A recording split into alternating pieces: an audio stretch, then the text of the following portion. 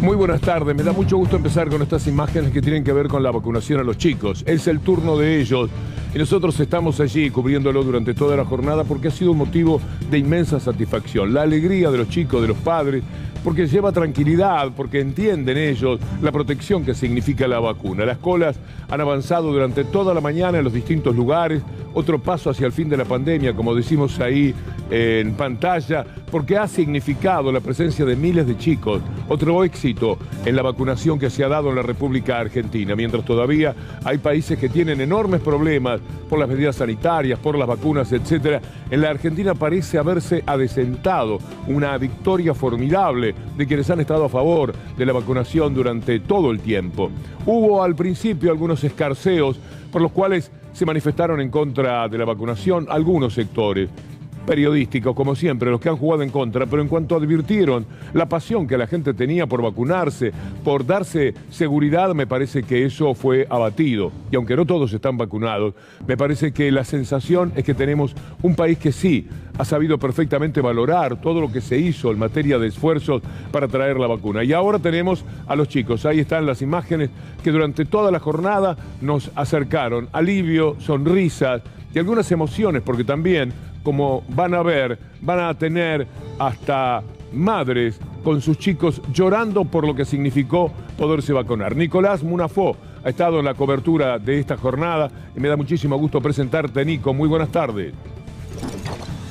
Hola, Víctor Hugo, ¿cómo le va? El gusto es mío. Bueno, una jornada, como usted decía, emocionante, por lo menos aquí en la rural, con los distintos padres, madres y también con chicos y chicas que se han vacunado. Estamos hablando de menores de 3 a 11 años, que cuando salían de hacerlo con su carnet en la mano estaban visiblemente emocionados. En muchos casos más los padres que los chicos, pero entiendo que para los padres también es una tranquilidad, un alivio tener a sus hijos e hijas vacunadas. Bueno, hablábamos con ellos, algunos que se quedaban en llanto, y también fue muy lindo ver la imagen de los chicos, Víctor Hugo, que venían con sus muñecos, con sus disfraces, con sus máscaras, algunos con antifaces, digamos, ¿no? Bueno, porque no dejan de ser niños y obviamente también entienden la situación en la que estamos viviendo y en la que seguramente en los próximos días, en el próximo tiempo, vamos a poder salir gracias a la vacunación. Ninguno se quejó del pinchazo, todos estaban muy alegres de haber recibido en este caso la primera dosis de la vacuna Sinopharm, que eran las que estaban destinadas a los menores de 3 a 11 años, tanto en la Ciudad de Buenos Aires, nosotros estuvimos trabajando en la rural, como también en los distintos puntos de la provincia de Buenos Aires, así que una jornada muy alegre para nosotros que hemos trabajado muchas veces en cubrir a las personas que se vacunaban. Creo que hoy también fue una jornada especial, a ver a los menores de 3 a 11 años también muy contentos, e insisto con esto, que cada uno venía con su juguete, con su máscara, con su antifaz, contentos a vacunarse, y cuando salían de la rural al hacerlo, la verdad que su sonrisa era impagable. Una jornada muy buena que va a seguir durante los distintos días, tanto en la ciudad como en la provincia de Buenos Aires, así que la alegría, Víctor Hugo, de poder contarlo y mostrarlo a través de C5N. Además quiero sumar este dato que recién lo contábamos también, pero creo que es muy importante, que en la provincia de Buenos Aires hace algunos minutos se ha anunciado la vacunación libre para mayores de 18 años en la segunda dosis, es decir, no van a tener que esperar que les llegue el turno a la aplicación, en este caso de la provincia de Buenos Aires, sino que una vez que hayan pasado la ventana de los días, digamos, de las primeras dosis, que difiere según la vacuna que ya se han colocado, van a poder asistir al vacunatorio solamente con el DNI, con el cartón que le dan, pero ellos no van a tener que esperar el turno, sino que van a poder acceder a la segunda dosis de manera libre. Eso obviamente también es un paso al esquema completo que tan importante es por estos tiempos. Nosotros te acompañamos con imágenes. Nicolás, me gustaría que cuentes alguna experiencia, algo lindo que pudiste apreciar, que viste, aunque todo el panorama que estás describiendo es de enorme optimismo, algo que te quedó como una postal de la jornada. Y mientras nos contás, seguimos viendo colas y gentes, niños que llegan para vacunarse. Bueno, la primera postal es personal, al ver la foto de mis sobrinos también vacunados en Junín, eso también me trae un alivio importante y una alegría. Y la segunda, por lo menos vivida aquí en la rural, era eso que le describía a Víctor Hugo. Muchos chicos que con sus barbijos de colores, con sus muñecos bajo el brazo, y algunos también con antifaz o con alguna máscara, digamos, de sus ídolos, de sus héroes que han visto seguramente en alguna pantalla de televisión, vinieron aquí a vacunarse, y sobre todo la alegría de su sonrisa, eso creo que marcó lo que fue la primera jornada de vacunación a menores de 3 a 11 años. Bien, Sarmiento está dando la triple vacuna últimamente, ¿no? Nosotros estamos bien, así que estoy contento también por eso, pero todo con moderación y tranquilidad para seguir siguiendo las dosis fecha a fecha. Bien, digo la triple vacuna por los 3 goles que le marcaron al Aldo Civi el otro día. Claro. Nicolás, hasta luego. Hasta luego, Víctor Hugo, muchas gracias.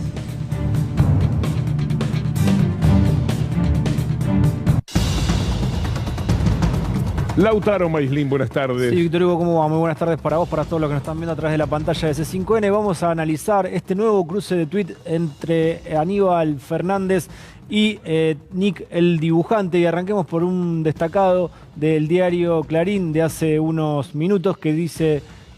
No, este no. No es bueno, este que... también es importante, pero es de Telam, sobre el reconocimiento Sputnik. Ponelo de nuevo porque la noticia...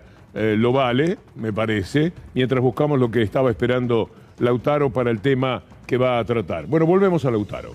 Ahí está, la Organización Mundial de Salud podría reconocer la vacuna rusa Sputnik V este año. No nos olvidemos que detrás de esto hay toda una cuestión política. El resto de Europa no quiere a Rusia, Estados Unidos tampoco. La Organización Mundial de la Salud está muy en manos de toda esa gente y por consiguiente a Rusia le hacen la vida imposible en muchos casos. Pero volvamos a Lautaro Maislin. Sí, tenés el destacado de Clarín que dice: Aníbal Fernández, si Nick quiere hacerme una denuncia que la haga. El ministro de Seguridad relativizó lo que dice Clarín, las agresiones contra el dibujante, dijo que no sabía que sus hijas iban a la ORT y que si él se sintió agraviado le pidió disculpas. Rechazó las acusaciones por supuesto antisemitismo. Esto es lo que dice el destacado de Clarín. Y vamos a mostrar, Víctor Hugo, lo que fue el cruce en Twitter entre Nick y el ministro Aníbal Fernández. Había comenzado Nick con regalar heladeras, garrafas, viajes de egresados, planes, platita,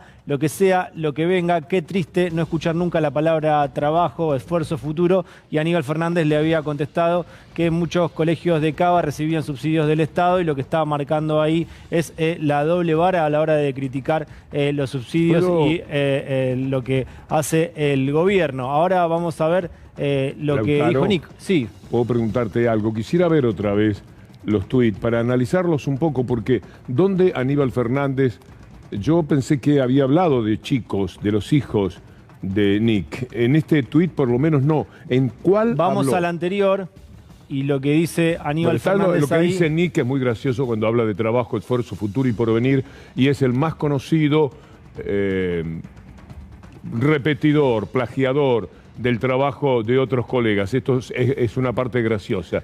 Pero estaba mirando el tuit de Aníbal Fernández. Sí. Yo creí que había dicho tus hijos van a ORT. Finalmente el que lo dice es Nick. Sí, entonces, porque Aníbal Fernández ahí no está señalando nada de los hijos. Lo que está diciendo Aníbal Fernández es esto que te comentaba Víctor Hugo, la doble vara de Nick, porque bueno, pero le dice a Aníbal Fernández que el colegio ORT sí recibe subsidios y bueno, obviamente Nick dijo que sus hijos van a esa escuela. Pero es él el que lo dice entonces. Yo creí que era Aníbal Fernández de los tuits. No había leído la textualidad, no había prestado atención a eso. Aníbal Fernández habla del colegio ORT como un colegio que recibe algún tipo de subsidio. Pero no veo que señale a los hijos. De todas maneras habrá dicho Nick lo está haciendo por mis hijos. Tampoco advierto cuál es la amenaza. Y Mauricio Macri que aprovecha la ocasión, por lo que veo. Todos somos Nick, es lo que dice el expresidente Mauricio Macri. Dice: no salgo de mi asombro. El ministro de Seguridad Aníbal Fernández amenazó a Nick por criticar desde un tuit la entrega de heladeras, garrafas, viajes de egresados con fines electorales. Y ahora vamos a ver una noticia que tiene que ver con un grupo de empresarios que dice lo siguiente. Nuestra Voz, que es un grupo de WhatsApp que integran varios empresarios, dice cómo se organizó el repudio empresario por el tuit intimidatorio de Aníbal Fernández. Este es un grupo creado para Macri en el 2019, en la campaña del 2019. Es un grupo de empresarios que juegan organizadamente, podría decirse. Nuestra Voz se llama el grupo. Sí, Víctor Hugo, y dice el destacado: como suele ocurrir, la disputa dio lugar a varios subgrupos que debatieron lo sucedido hasta que se llegó a un mensaje de consenso que se compartió en el grupo principal. en un país democrático y republicano, un ministro de Seguridad de la Nación haciendo abuso de poder y usando información personal confidencial para amedrentar a un ciudadano constituye una flagrante violación de los derechos humanos. Exigimos la inmediata decisión presidencial sobre el tema tan delicado. Esto es lo que rescata La Nación del grupo de WhatsApp. Y Víctor Hugo, vamos a ver el análisis que hizo el humorista Alfredo Casero también en su cuenta de Twitter. Me dicen que ha borrado este tuit, pero dice lo siguiente, y esta es la respuesta al cruce entre Aníbal Fernández y Nick. Dice: nosotros sabemos dónde van los hijos de ellos, dónde viven las amantes, dónde van y dónde vienen. Filmémoslo, pongamos las direcciones, nosotros somos miles. Y esto también es lo que dice Alfredo Casero en una clara incitación a escrachar, Víctor Hugo. Sí. Bueno, y ahí termina el tema. Sí, Víctor Hugo, habló, venía de antes, habló Aníbal Fernández, también habló Nick, no sé si lo vamos a escuchar ahora, pero sí vamos a recordar el cruce que tuvieron hace apenas muy pocos días, que es el siguiente. Primero Nick tuiteó desde su cuenta: según Pagni, se podría hacer fraude en la elección comprando fiscales, con la platita que dice Goyan. Ya estamos hablando de algo que hace al profundo mamarracho en el que está metido la oposición, para la que juega claramente Nick. Lo que dijo Pagni es material de descarte, una actitud que no se compadece para nada con su preparación. Es imposible el fraude. Y eso sería con la platita que dice Goyan, comprando fiscales. Quiere decir que tanto Pagni, no, cosa que no creo, como Nick creen que los fiscales del PRO son comprables, son todos vendidos. Qué escasa moral que le asignan a sus representantes en las mesas. Y ahí lo menciona Víctor Hugo Nick a Aníbal Fernández, dice: los haces para esta operación serían Mansur y Aníbal Fernández. Esos serían los que comprarían los fiscales del PRO, para que los fiscales del PRO acepten que en una mesa donde hubo 80-80 en materia de votos, pongan 160-0 a favor del gobierno. Sería Mansur con Aníbal Fernández el que compra los corruptos fiscales que, según estas personas, tendría que poner el PRO para que hubiese corrupción y hubiese fraude. Sí, Víctor Hugo, vos decías que el material es descartable. Bueno, el propio Nick terminó borrando ese tuit que rápidamente con la producción capturamos la semana pasada, y esta es la respuesta a ese tuit en relación al fraude, Víctor Hugo, y dice Aníbal Fernández, o decía: fraude son los plagios que haces cuando tratás de hacer humor y no te sale. Bueno, por eso hoy, cuando arrancábamos con la información, decíamos un nuevo cruce en Twitter entre Aníbal Fernández y Nick, que viene desde hace tiempo, Víctor Hugo, y también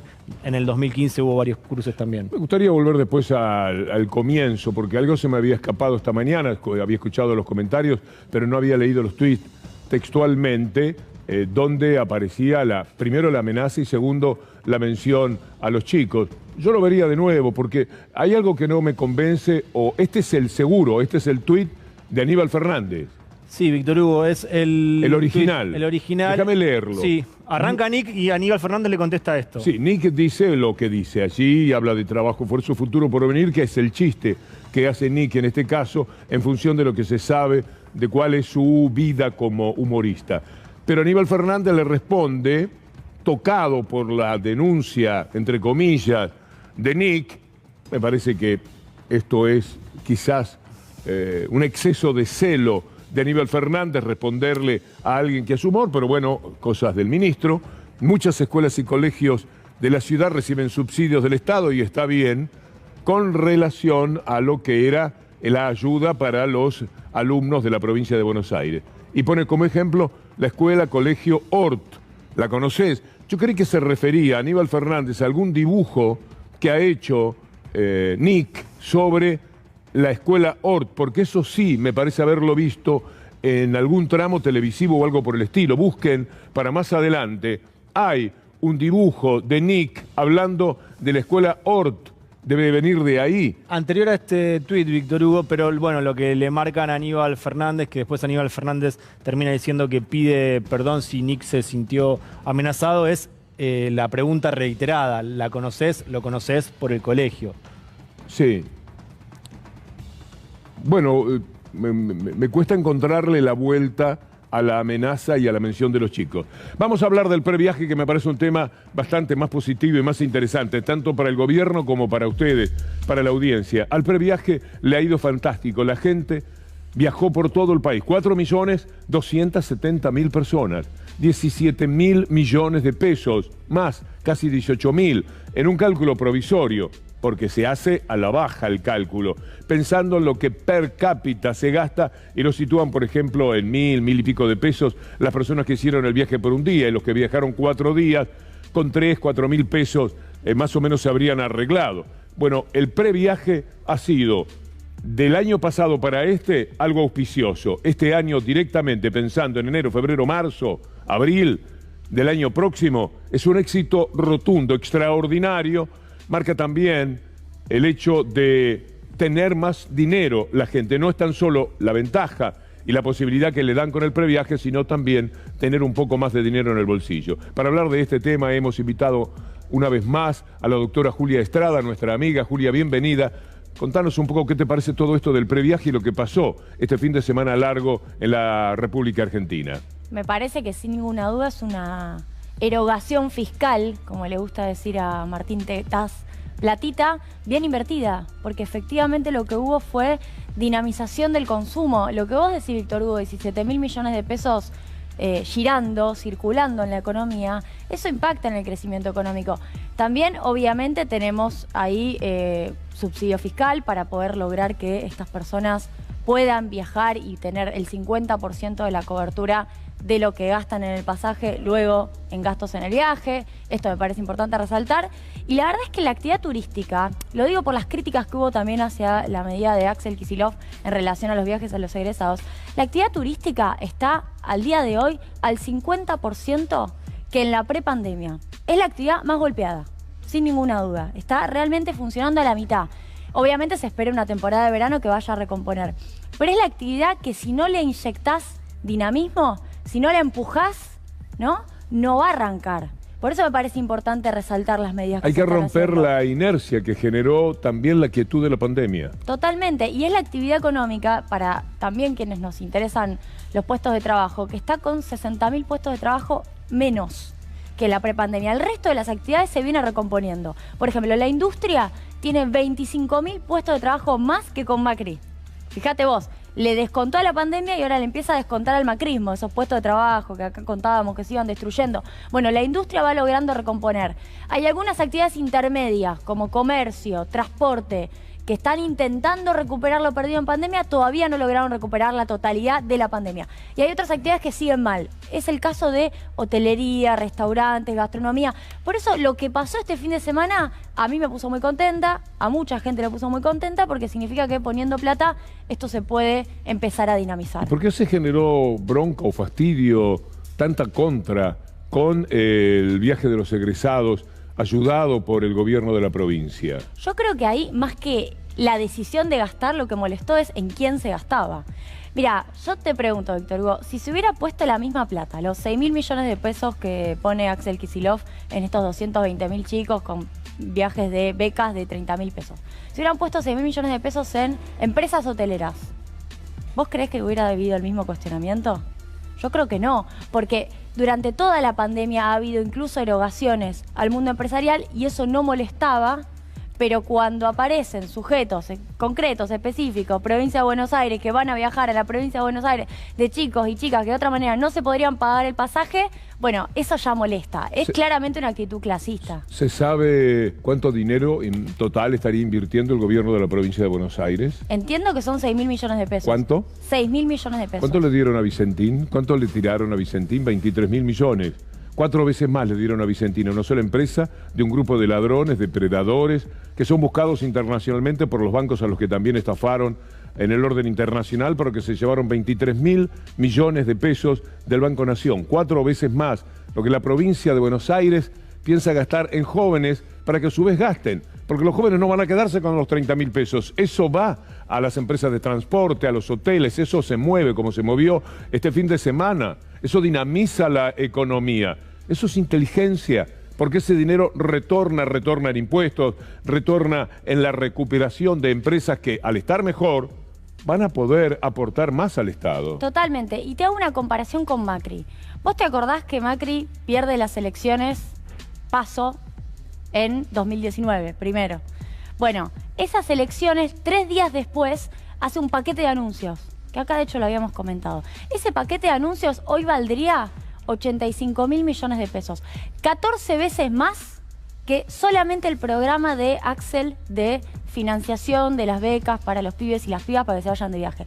14 veces más, con lo cual la pistolita de tirar billetes de Martín Tetaz no le alcanzaría. Tendría que comprarse 10 pistolas más para poder mostrar lo que su jefe político emitió en el mismo momento en que perdía las elecciones. De todas maneras, esa idiotez de Tetaz, que está copiada de una cuestión americana, de emitir dinero con una pistola, con una maquinita igual al funcionamiento de la pistola, es una imagen poderosa para la gente. Sí, pero déjame decirte una cosa, un par de cosas para aclarar. En primer lugar, lo que dice Martín Tetaz en relación al aumento de la base monetaria no es cierto.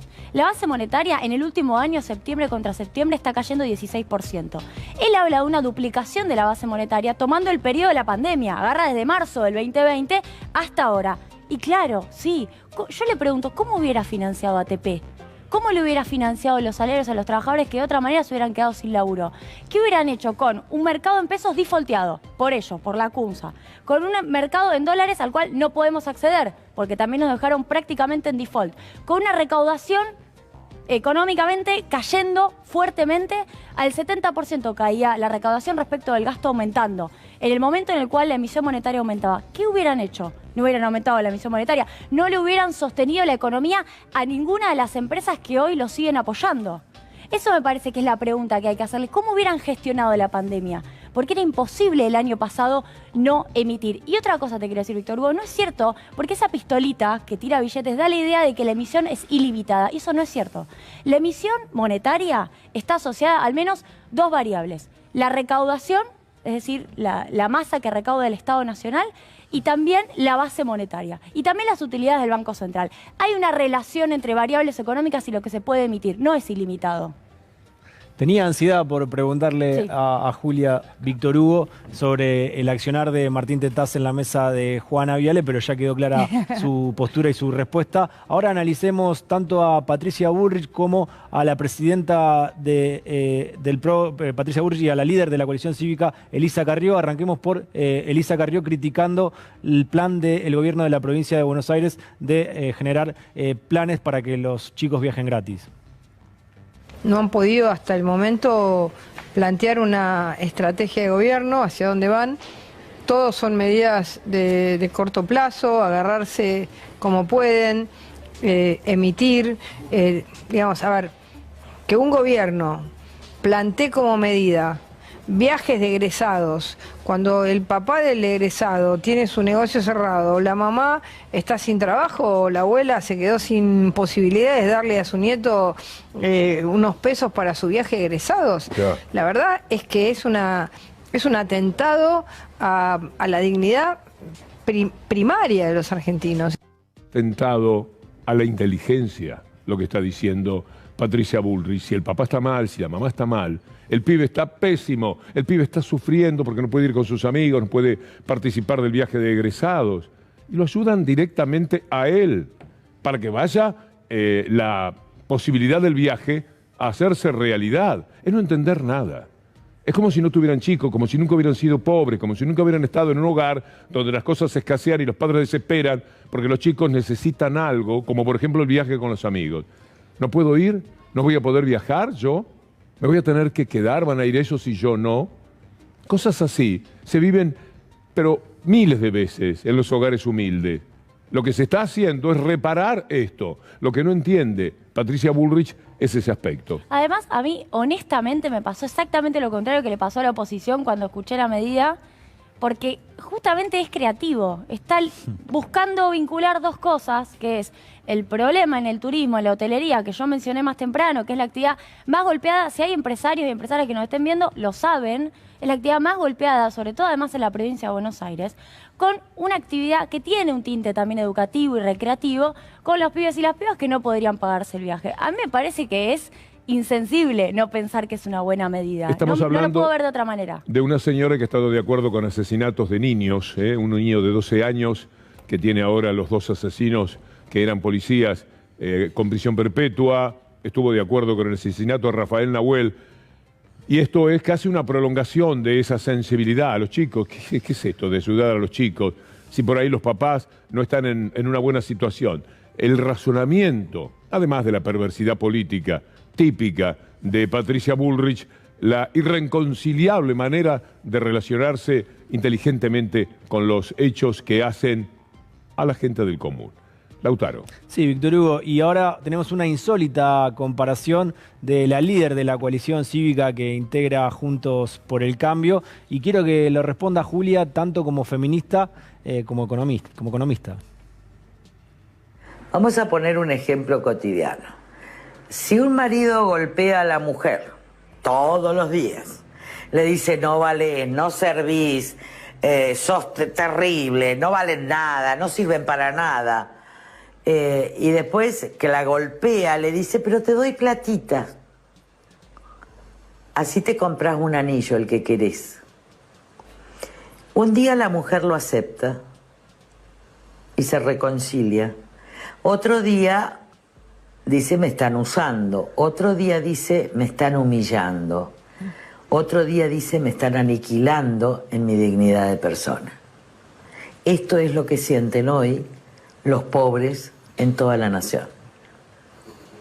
Que si ellos te dicen con platita te compro, el otro te dice ya llegó el límite de mi humillación. Ya no quiero ser esclavo. Qué horror esta mujer, está cada día peor. Tiene que estar muy enferma. En cualquier momento aparece el médico periodista que hace diagnósticos a distancia, vendría muy bien que la pueda aconsejar también. Porque está diciendo algo muy duro además y muy feo de las mujeres. Es por el dinero que después la conven. Le dan una paliza y después le dan dinero, le dan platita. Qué manera de mirar el mundo de las mujeres. Es mucho más aterrador el panorama de una mujer que vive dentro de la violencia de género y no puede salir de la misma. No es que la compren, no es que sea una barata, como ella evidentemente piensa de esas personas. Es atroz, esta mujer es atroz. Me avergüenza, me da cosa, como suelen decir los chicos, desde el punto de vista humano. Aterra los puntos de vista que establece, la comparación que se permite hacer. Sí, es insólita y por eso lo queríamos compartir con Julia, tanto como feminista como economista. A mí me parece increíble cómo se le puede cruzar por la cabeza una comparación de la sociedad con una mujer que padece violencia, ¿no? Está diciendo lo peor, además, obviamente, del gobierno, pero también de esa sociedad a la cual no le asigna ningún tipo de subjetividad, de autonomía, de capacidad de discutir. Claramente, además, las urnas mostraron que las últimas elecciones, que es una sociedad que estaba marcando qué es lo que quiere, qué es lo que necesita, para dónde hay que ir, con lo cual me parece que está, bueno, claramente construyendo un estereotipo de sociedad que no es, y además, bueno, esa idea de un gobierno que es violento me parece un problema. Doctora Julia Estrada, quiero aprovecharte por último por lo que está ocurriendo en estos momentos en Washington, a las 6 de la tarde hora de allá, es decir, a las 20 horas de acá, más o menos, hay una reunión muy importante. ¿Qué se puede esperar? ¿Qué va a ocurrir allí o qué deseas que suceda? Bueno, Argentina está evaluando si finalmente puede esa carga en el corto plazo de 19.000 millones de dólares que en el 2022 vencen, con el Fondo Monetario Internacional teniendo para el 2022 uno de los vencimientos más importantes, si los puede realmente reestructurar, renegociar, para poder tener en el 2022 un presupuesto viable. Yo recuerdo que en el mensaje del presupuesto, cuando uno lo abre, lo primero que escribió Martín Guzmán en el mensaje del presupuesto fue: estos 19.000 millones de dólares asumimos que no se van a pagar, porque entonces, como no se van a pagar en el corto plazo, se van a postergar, se van a reestructurar, se van a refinanciar, vamos a poder hacer todo esto. Con lo cual Argentina está discutiendo el 2022. En este cortísimo plazo está discutiendo eso. Me parece que finalmente la ratificación de Georgieva es una buena noticia para Argentina, considerando todo lo que se venía construyendo con quien estaba al frente del Fondo Monetario Internacional. Me parece que de otra manera hubiera tenido que arrancar desde foja cero Argentina y eso hubiera significado un esfuerzo importante. Sí me parece importante la letra chica de lo que finalmente se logre poner por escrito. Yo creo que tienen que ser muy claras las definiciones respecto de la soberanía argentina en la definición del programa económico.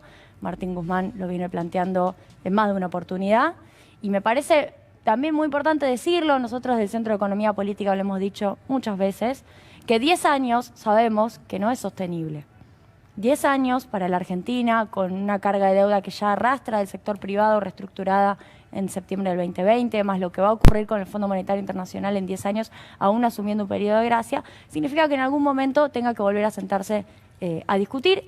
Esa es una limitación clara, objetiva y concreta que nos da el Fondo Monetario Internacional en este momento. Sería bueno que el FMI flexibilice su postura, considerando cómo ha planteado que hay que abordar la pandemia en un montón de documentos de trabajo en donde dijo que había que rediscutir la riqueza, que plantear distribución del ingreso, que los países tenían que poder tener crecimiento y mayor igualdad. Bueno, todo eso que ha dicho el fondo sería bueno que también lo ponga en práctica.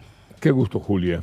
Bueno, lo mismo digo. Qué buena clase de economía también. Muchas gracias. Gracias a vos. La doctora Julia Estrada. Nosotros tenemos que hablar de Bolivia. Bolivia otra vez acechada, según el presidente Arce, por un golpe de Estado. No conformes con aquello que abochornó a América Latina, que tuvo la participación tan desgraciada del gobierno argentino de entonces, a cargo de Macri, con ayudas de armas, etcétera, pero también de Brasil y de Ecuador, y sobre todo de la Organización de Estados Americanos, de la Embajada de los Estados Unidos, todos unidos para dar un golpe de Estado en Bolivia, del cual salió por vía democrática el país boliviano, con la victoria de Arce en las elecciones.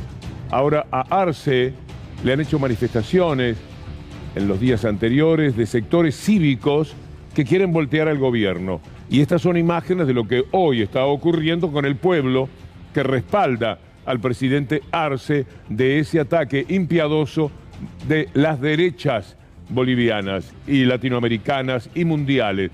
Escuchemos al presidente Arce. La conspiración antidemocrática no ha sido definitivamente derrotada con las elecciones del año pasado.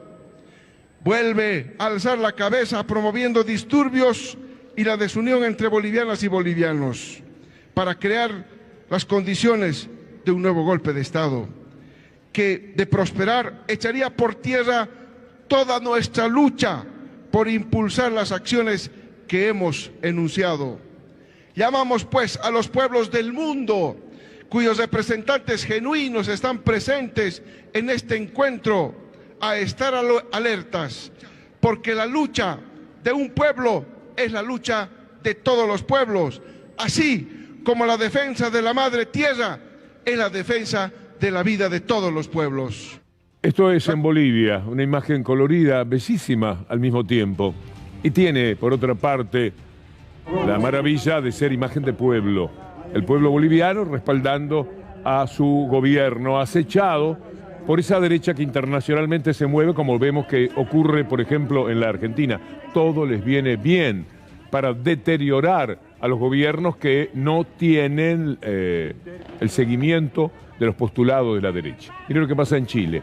Lo va a contar Leo Poblete, amigo nuestro, que está contándonos estos últimos días de Chile, que han sido muy especiales, con una derecha muy activa y con una buena respuesta también del pueblo chileno. Leo, un abrazo, muy buenas tardes. Abrazo trasandino, Víctor Hugo, a vos y a los compañeros en la mesa y a los que sintonizan C5N a esta hora. Hoy el gobierno de derecha de Sebastián Piñera anunció el estado de excepción en la zona del Gualmapu. Estamos hablando de la zona en el sur de este país, donde hace siglos viven nuestros hermanos mapuches, nuestras hermanas mapuches. Esto ha causado tremenda indignación. ¿Por qué? Porque además lo hace un 12 de octubre. Recordemos que hoy es el día de la resistencia indígena, de los pueblos indígenas, y el gobierno anuncia este estado de excepción por 15 días que son prorrogables, un gobierno que está asediado con problemas en varios frentes. Víctor Hugo está con el problema de los Pandora Papers, su presidente, Sebastián Piñera, quien a partir de mañana a las 9 de la mañana empieza la acusación constitucional, es decir, el juicio político contra Sebastián Piñera por el tema de los Pandora Papers.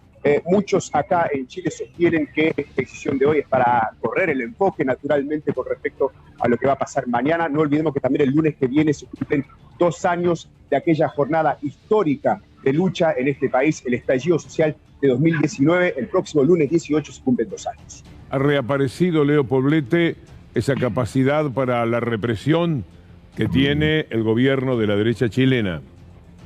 Absolutamente. Es más, en la marcha por la resistencia de los pueblos originarios.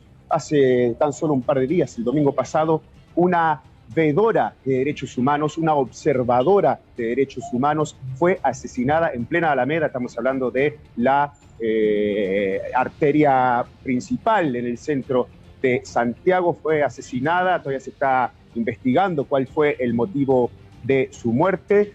Los testigos, la gente que estuvo en ese lugar el domingo a la mañana, dicen que fue a raíz de una bomba lacrimógena que le pegó en su cuello. Carabineros de Chile sostiene la hipótesis de que fueron fuegos artificiales arrojados por los mismos manifestantes. Leo, como siempre, precisión periodística excepcional. Muchas gracias. Quizás mañana nos reencontremos si podemos contar contigo. Muchas gracias. Un fuerte abrazo. La derecha se mueve en todos lados. Veíamos lo de Chile, sabemos lo que pasa aquí. Aquí es una locura, por supuesto, eso de Carrió, lo de Bullrich, todo lo que hemos vivido en estas horas, la aparición de Macri, queriendo aprovechar una situación que se ha planteado entre Aníbal Fernández y alguien que hace humor en un diario. Cualquier cosa les viene bien.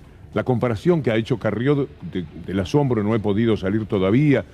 El gobierno tiene una relación de golpeador, de hombre golpeador, y las mujeres, ante el hombre golpeador, se arreglan con la platita. Y lo mismo está sucediendo, dice ella, piensa ella, en su cabeza muy complicada. Lo mismo ocurre en la relación del gobierno y el pueblo. Pero la derecha está muy activa en todos lados. Miren lo que pasa en Italia. Tomamos contacto con otro gran periodista y amigo, Marcelo D'Aloisio. Muy buenas noches. Doctor Hugo, un placer enorme. Muy buenas tardes, en cambio, para todos ustedes. ¿Cómo andamos?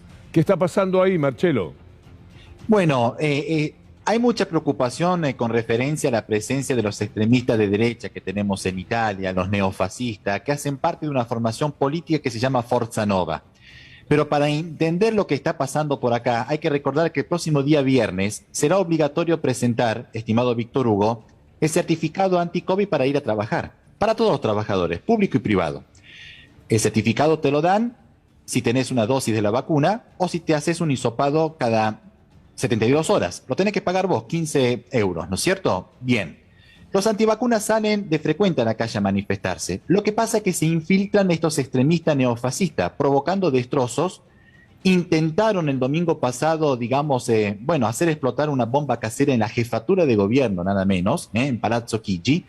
Entraron, digamos, ocuparon, destrozaron la sede de la CGT italiana, la Confederación General de Trabajadores de Italia. Esto ha provocado realmente el reproche y la condena de parte de todos los partidos políticos moderados, ¿no es cierto? El primer ministro Mario Draghi, por ejemplo, Víctor Hugo, fue a visitar esa sede y se entrevistó, digamos, con el secretario de este partido, con decirles que el gobierno de Italia y otras formaciones políticas que tenemos en este país han presentado de forma conjunta en el Parlamento una moción para disolver este partido político que se llama Forza Nuova, de origen, digamos, nazifascista, para que no se presente ninguna cita electoral, a pesar que ellos, por ahora, por suerte, no tienen representancia política, ¿no? Pero fíjense en ustedes hasta dónde se puede llegar cuando el extremismo comienza a conquistar las calles de cualquier país del mundo, ¿no es cierto? Marcelo, le seguimos día por día, estamos muy atentos a lo que sucede en Italia. A mí me da mucha pena desde C'eravamo tanti amati, ti ricordi de Nos habíamos amado tanto, filmada ahí en la Piazza del Popolo, y que ahora aparezca esta gente de la derecha tan dura, tan fea, llevándose todo por delante en ese lugar tan querido de Roma. La seguimos, Marcelo, si no hay de momento algo más para decirnos. Muchas gracias como siempre. Siempre a disposición cuando ustedes dispongan, Víctor Hugo, aquí estaremos. Hay un último momento, estamos atentos.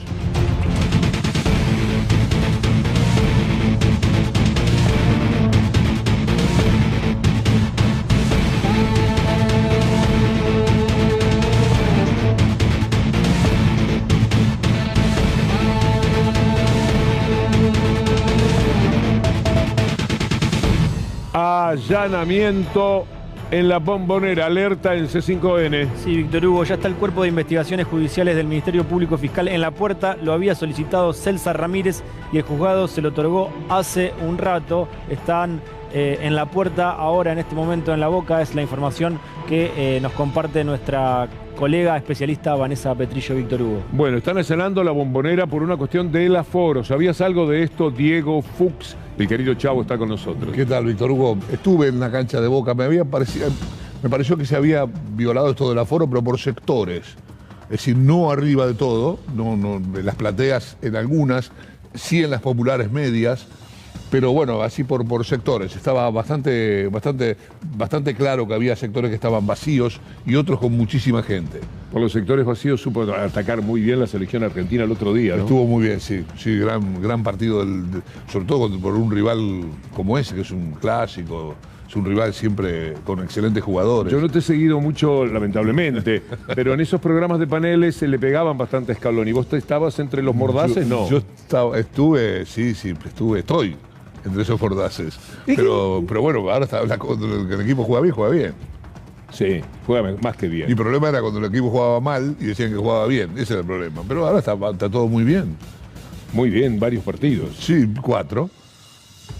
En la final y 3 más que jugó por la eliminatoria. Pero partidos pesados, ¿no? Sí, partido bravo, Venezuela allá. Digo, Brasil Bolivia, es un rival interesante para medirte. Bolivia, sí, Brasil, Uruguay ahora, son dos clases. Yo sabía que estabas un poco en contra de Scaloni. ¿Qué es lo que no te gustaba de Scaloni? No estoy en contra, lo que tampoco voy a sacar la pandereta por ganar 4 partidos a 1 año y medio del Mundial, digamos, que es el objetivo. Pero si le ganás a Brasil y Uruguay, que son los mejores y tradicionales equipos de América del Sur, mal no está la cosa. No, está bárbaro.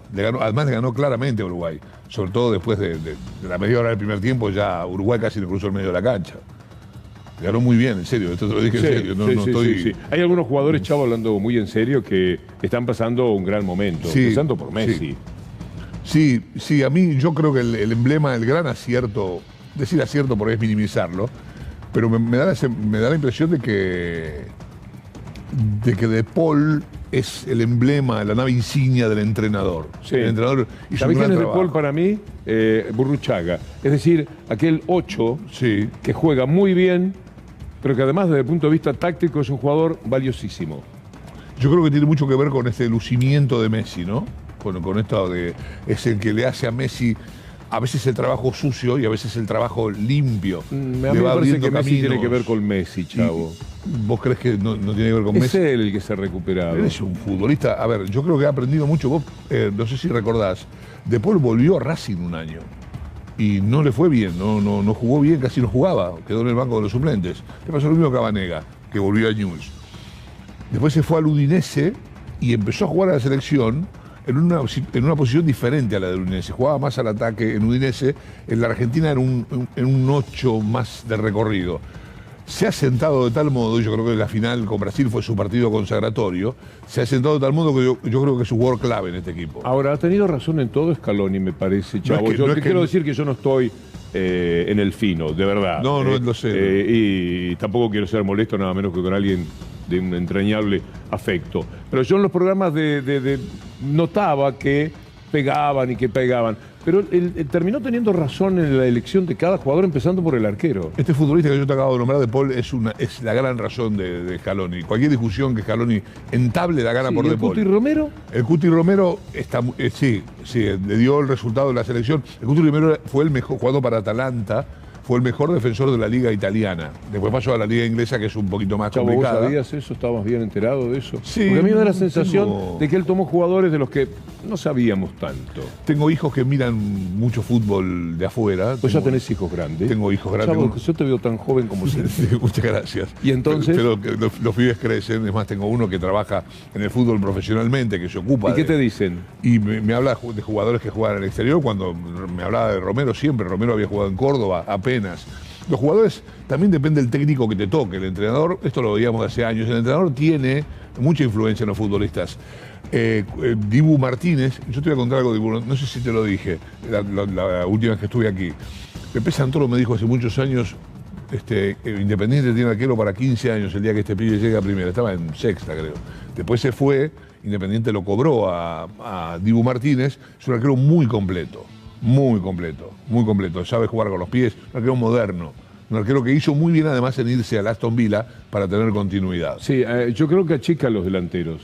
Sí, Sí, los delanteros, qué sé yo, cuando le pasaba al Pato Filiol. Cuando lo enfrentaban a Filiol era otra cosa.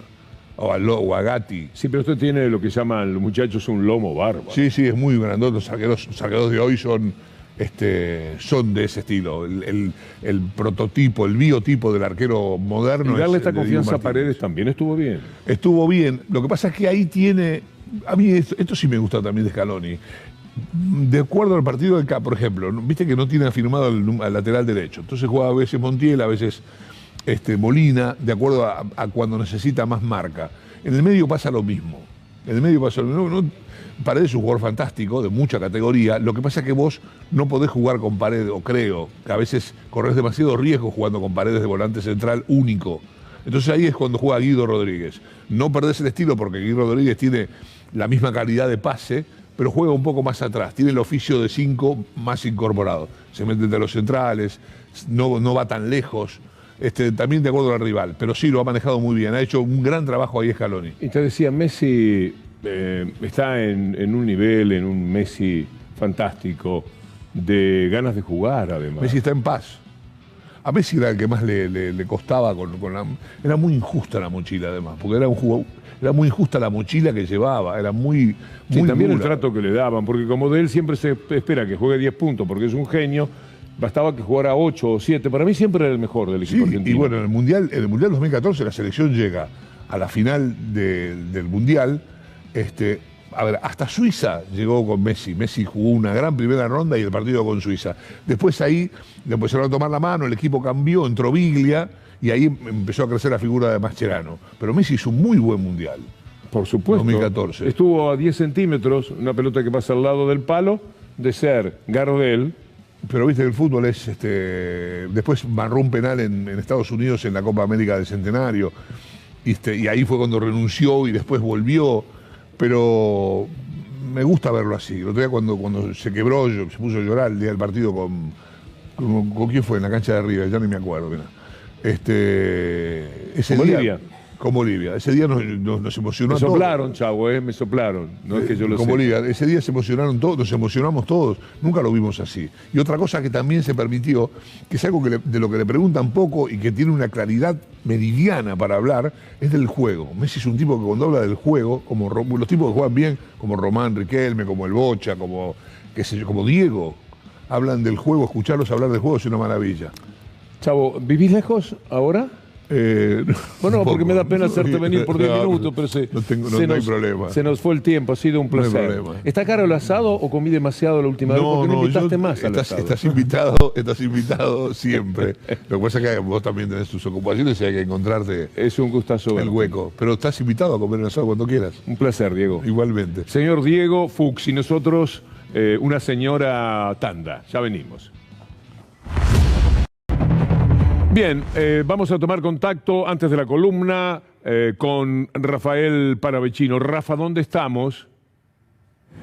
Víctor Hugo, buenas tardes. Estamos en Viamonte, el 400, rectorado de la UBA, protesta de estudiantes porque reclaman que continúe la virtualidad, porque justamente se vienen exámenes y esto dificulta a muchísimos alumnos. Esto no se trata de una cuestión sanitaria, sino más bien de una cuestión de logística. Hay por lo menos 50.000 alumnos y esta cifra sale de un recuento de firmas que han hecho los estudiantes para sostener la virtualidad, para poder rendir exámenes parciales y finales. Justamente los finales son los que más dificulta esta cuestión. Y hasta el momento no hay ninguna respuesta del rectorado, se mantiene inflexible la posición, incluso no entienden tampoco el reclamo, pero aquí están los estudiantes nucleados en diversas organizaciones para poder reclamar sobre esto. Rafael, volvemos por allí en cualquier momento. Hasta luego.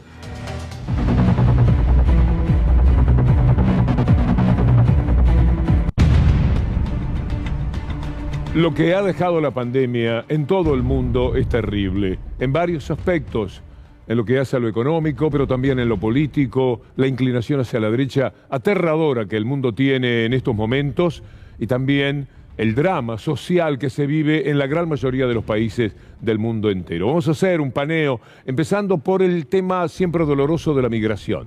Ver ustedes lo que ocurre como salida que hay para la pandemia. Vamos a mostrarles esta noticia destacada que dice que la UNICEF registra este año el mayor número de niños y niñas migrantes que cruzan la selva del Darién hacia los Estados Unidos. La desesperación por encontrar un lugar donde tener una vida. Vean lo que pasa en México con el amontonamiento de los migrantes en ese país, porque para llegar a los Estados Unidos el viaje se tiene que hacer en la mayoría de los casos a través de México, y esto es lo que ha pasado.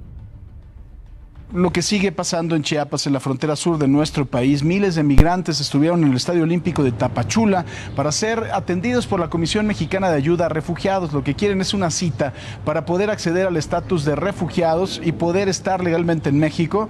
La mayoría de los indocumentados son de Haití, pero también había de Guatemala, de El Salvador, de Honduras, de Venezuela, de Nicaragua. Vean además la cantidad de gente, el drama continúa en la frontera sur de nuestro país. Quique.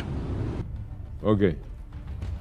Bueno, vamos a hablar también de lo que ha pasado en materia de desigualdad después de la pandemia. Se ha profundizado, la brecha es cada vez mayor, los pobres cada día más pobres y los ricos cada vez más ricos. Es una cuestión del capitalismo, pero justamente la pandemia vino a exacerbar esas brutales diferencias que hay en el mundo, haciéndolo invivible para la inmensa mayoría de la gente. Vamos a ir a las noticias que confirman esta idea, esta presunción, esta manera nuestra de ver qué ocurre en el mundo. Ponemos, por favor, la noticia.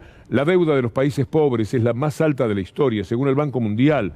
La más alta de la historia. Es decir, nunca se vio nada igual por culpa de la pandemia. Y la desigualdad en cuanto a la vacuna, mire lo que pasó con COVAX. El fracaso de COVAX ha sido terrorífico y eso ha impuesto mayor desgracia todavía al mundo. El fracaso de COVAX en su intento de vacunar al mundo contra la COVID-19. Pero después está lo que ocurre con las derechas. Vamos a hacer un recorrido, un paneo por todo el mundo que nos duele. Por cierto que es atroz lo que está sucediendo. Vamos a empezar por el estado de Texas. A la derecha de Texas ni Florida. A la derecha de Texas no hay nada, está Hitler. Cualquier cosa que sea repugnante desde el punto de vista político, porque ya es todavía mucho más que derecha. Vamos a ver esta información que tiene que ver con el gobernador Abbott. Mientras tanto, en Texas, el gobernador Greg Abbott emitió una orden ejecutiva prohibiendo los mandatos de vacunas contra el COVID-19 en ese estado. La misma impide que organizaciones, empresas y negocios obliguen a las personas a inmunizarse. Pero irónicamente, al gobernador, quien por cierto le dio coronavirus, pues dijo que las vacunas sí son seguras, son eficaces y la mejor defensa contra el virus, pero recalcó que debe seguir siendo una decisión voluntaria y que hay que respetar las decisiones de quienes no se quieren vacunar por cualquier motivo, ya sea una situación personal, creencias religiosas o por razones médicas.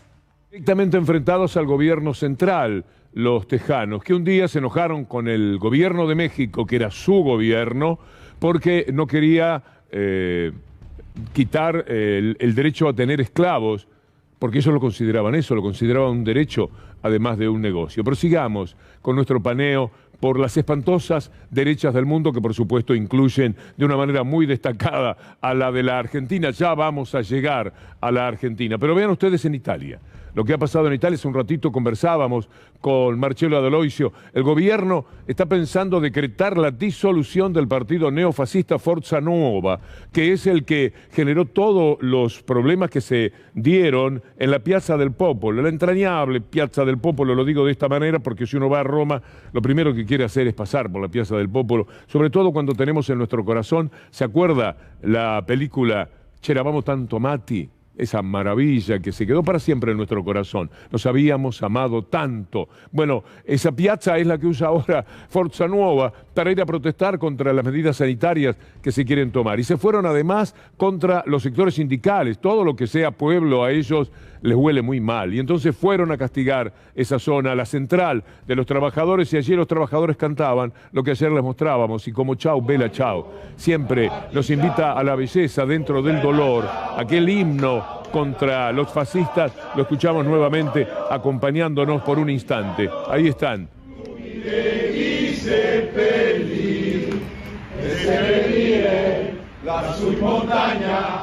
Oh bella ciao, bella ciao, bella ciao, ciao, ciao, e seppellire.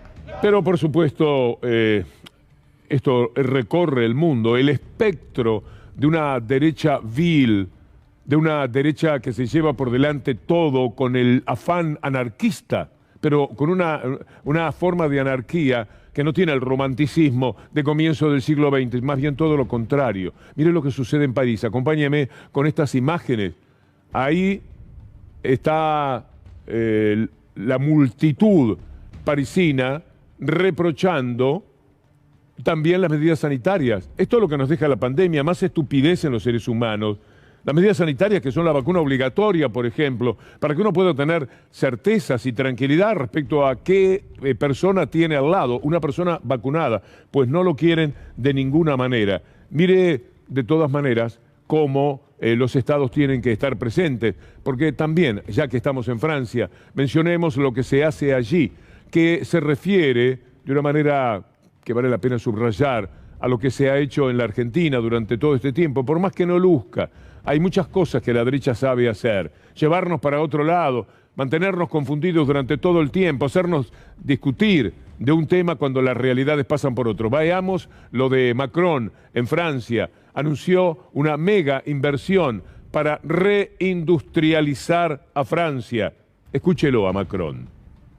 La stratégie pour 2030 doit nous conduire à investir 30 milliards d'euros pour répondre justement à ce déficit, qui est le déficit en quelque sorte de croissance français. Alors, je ne vais pas ici dire que nous allons être les leaders dans tous les domaines. Nous devons être lucides sur nos forces, nos faiblesses. Et je pense que c'est pas parce qu'on le dit qu'on le devient. Je crois à la capacité performative de certaines paroles, mais je suis aussi lucide sur le fait qu'on parle là d'une compétition ouverte. Donc, il faut simplement savoir où on veut aller, les moyens qu'on se donne et les objectifs qu'on s'assigne. Un país con más industria. Lo que en estos momentos está ocurriendo también en la Argentina no lo puede discutir nadie porque los datos al respecto son elocuentes. También hay que hablar con Ione Belarra, una figura también muy destacada en materia de gobierno, de política en España, de lo que sucede con la vivienda, otro drama que en estos momentos está preocupando en el mundo entero. Sea pública o sea privada, se va a tener que reservar un porcentaje del 30% para vivienda protegida. O sea, si yo mañana, promotor, hago una promoción de vivienda de lujo, pongamos en Sotogrande, efectivamente, el 30% va a ser vivienda social. Efectivamente, es la mejor medida para construir sociedades más igualitarias, más libres y más felices, que es nuestro objetivo. Y bueno, es que ahora habrá muchos empresarios ahora mismo llevándose las manos a la cabeza. O sea, yo entiendo que que ha reinado la ley de la selva en España en materia de vivienda. Le decimos a los grandes propietarios y a las grandes promotoras inmobiliarias, ¿tú quieres hacer negocio con la vivienda? Muy bien. Vamos a proteger que tú puedas hacer negocio, pero no cualquier negocio ni a cualquier precio. La garantía del derecho a la vivienda de nuestra gente está antes que tus beneficios. Se acuerda usted seguramente de lo de Berlín, ahora España, en todo el mundo hay una situación muy precaria con el tema de la vivienda. No solo nos pasa en la Argentina, y también la salida de la pandemia ha multiplicado los efectos de aquello que ya estaba mal antes de la pandemia. Mire esta noticia que refiere también al gobierno de España, a Pedro Sánchez. La salud mental tiene la crisis agravada por la pandemia. Es que no puede ser de otra manera, la gente lo ha pasado mal. La angustia de lo que iba a suceder en el futuro es hoy, estaba justificada, porque este hoy, que era el futuro hace algunos meses, traía la inmensa preocupación de qué vamos a hacer con nuestras vidas, con nuestro trabajo, con nuestro salario, con las ilusiones, con los derechos que tenemos para alcanzar una calidad de vida un poco mejor. Bueno, la respuesta ha sido enfáticamente muy negativa. Mire lo que dice Pedro Sánchez. El año 2009 no se renueva la estrategia de salud mental en nuestro país. Una hoja de ruta que permite avanzar con pasos afianzados hacia la mejor salud mental en su más amplio sentido. Y atendiendo a la emergencia provocada por el impacto de la pandemia del COVID en la salud mental, el Gobierno hoy presenta el Plan de Acción 2021-2024 Salud Mental COVID-19. Este plan de acción, que se enmarca dentro de todos los trabajos que estamos haciendo para la renovación de la estrategia de salud mental, va a contar con una dotación económica de 100 millones de euros por parte del Gobierno de España. La salud mental también tiene que ver con la tranquilidad de la población. Yo creo que todos hemos mejorado bastante a partir del momento en que sentimos que la Argentina ha hecho una notable tarea con la vacunación. Estamos mucho más sueltos de cuerpo, esto es evidente. Estamos más satisfechos, más seguros, nos movemos de una manera completamente distinta. Espero que eso no nos lleve a asumir algún tipo de riesgos o de distracciones de quienes están a cargo de nosotros. Esperemos que no suceda. Pero hoy el número de contagiados es tan bajo, el número de muertes con respecto a la tragedia que vivimos hace 3 meses, 2 meses, nada más, es una cifra que levanta el ánimo, porque uno piensa que en algún momento vamos a sentarnos aquí o va a haber un primero en C5N diciéndole no hubo contagios en la República Argentina. Hoy hubo 200 nada más en la ciudad de Buenos Aires, por ejemplo. Imagine esto, con los 2.000, 3.000 contagios que tuvimos en determinado momento. Y eso lleva a que tengamos un poco más de salud mental, esto de lo que se estaba ocupando el gobierno español. Miren lo que ha sucedido, acompáñenos con estas imágenes, que hacen a una satisfacción complementaria. Los chicos se están vacunando, también ellos. Tener a los chicos bajo esa seguridad, sabiendo lo que ha pasado en el resto del mundo cuando no vacunaron a los chicos, hay padres que no los han querido vacunar. Aquí tuvimos una campaña impiadosa de parte de la mafia de Clarín y de La Nación Más para que los chicos no se vacunaran. Por suerte, en esto los padres, se trata de los chicos y no han jugado con este tema. Mire esta imagen que vamos a compartir con ustedes, cuánta emoción tiene. Re contenta, estábamos esperando para vacunarlo. Tengo el nene más chiquito que tiene asma, así que estamos contentos de que se puedan vacunar. Obvio. ¿Cuántos años tiene él? Él, 7. 7. ¿Tenés otro más? Sí, uno de 3 que se vacuna mañana. Se vacuna mañana. ¿Fue rápido el llamado, no? Sí, los inscribimos el día que habilitaron la inscripción y nos mandaron enseguida los... Sí, para todos. Cuida a los más grandes. Sí, a los más para todos. Nosotros vivimos con el abuelo y queremos también cuidarlo al abuelo, así que... Ha sido devastadora, pero los que tenemos cierta edad estamos un poco más obligados a sobrellevarla. Los muchachos no entienden nada. La vida se les complicó tanto, que no podían salir, que no podían divertirse, se han enojado y lamentablemente algunos salieron para el lado de los tomates en materia política. Vamos a ver si se puede reordenar la situación, pero ha sido tal la frustración, el desencanto, esa decepción que los ha ganado, que lamentablemente tenemos ahí un cuadro de situación altamente preocupante con lo que políticamente sucede con los jóvenes. Pero lo pasaron mal, muy mal. Y ahora aparece el gobierno de la provincia de Buenos Aires, en este caso, diciéndoles, muchachos, a todo lo mal que les fue, a todo lo que no pudieron ver a sus amigos, a sus compañeros, nosotros le vamos a buscar algo, una manera de promover, que se puedan encontrar, que se puedan abrazar, que es lo que quieren. Tenemos 30.000 pesos para ustedes, que en el conjunto creo, dijo hoy la doctora Julia Estrada, de brillante pasaje por nuestro programa hace un rato, 6.000 millones de pesos. Con 6.000 millones de pesos vamos a conseguir que los chicos puedan hacer su viaje de egresado. Primero miremos la noticia y después vamos a hacer algunas comparaciones. Esto se refiere a los empresarios de turismo que defendieron el programa de financiación para viajes de egresados. ¿Cómo no lo van a hacer? ¿Cómo se lo van a perder si para ellos es tan importante 30.000 pesos en el bolsillo del pibe para que pueda tener el transporte, para que pueda pagar el hotel? Y esto determina que si lo paga, alguien hace plin caja, pero ese plin caja lo lleva a poder gastar y poder invertir de otra manera. Es un círculo virtuoso el que se crea con este tipo de situaciones. Parece mentira que no lo quieran entender así y que se vuelvan críticos de algo que le va a costar al país 6.000 millones de pesos. Usted conserve esta cifra. Le va a costar a la provincia de Buenos Aires 6.000 millones de pesos.